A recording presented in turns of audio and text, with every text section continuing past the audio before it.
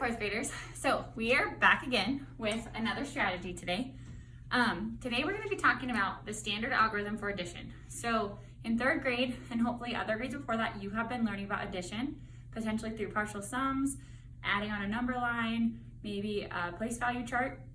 And in fourth grade, we're learning what's called the standard algorithm. So this is hopefully going to be a more efficient way for you to add. Efficiency is a really important thing in math, which is it's kind of the idea of doing something with the least steps but still being accurate. And so this is why we're going to push you from your comfort zone of the strategies that you already know towards the algorithm. So if you have a number, let's say for example, we're starting with 33 plus 42. I'm going to start super easy just so you can kind of see how this works. The first thing with the standard algorithm, the first step, you need to take these numbers and align them horizontally by place value. So you need to make sure that your ones place stacks up and your tens place and any place value beyond that. It's going to be very important. So when you're doing the standard algorithm, you always want to start in the ones place. So 3 ones plus 2 ones equals 5. I'm just going to write a 5 down here. Next, we're coming to the tens place. So we know that this 3 really is a 30, and this 4 really is a 40, because that's the value of those digits in the tens place. However, the way that the standard algorithm works is we can kind of just look at the place value as its digits. So 3 plus 4 equals 7. So I'm going to put a 7 here. But the 7 is already in the tens place of my answer. So we know in the tens place that this stands for 70, which if we come back up here, we know 30 plus 40 equals 70. So it's kind of a quick way to add, but it represents still that value of 70. So we can check our work with this, with our very favorite tree diagram.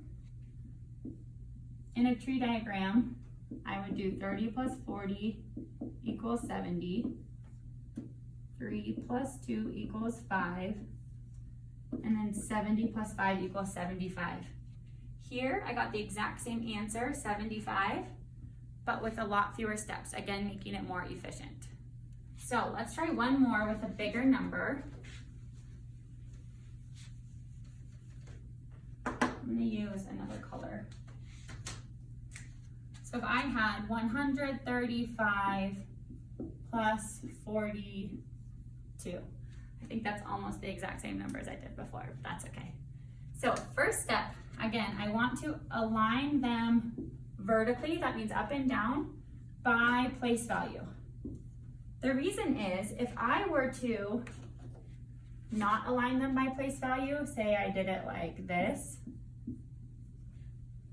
I would be adding my 40 to my 100, and that would not make any sense because that would become a 5, and that's just incorrect. So it is very important. This is one of the biggest mistakes fourth graders make. If you don't align it correctly, you might make little errors when otherwise you knew what you were doing.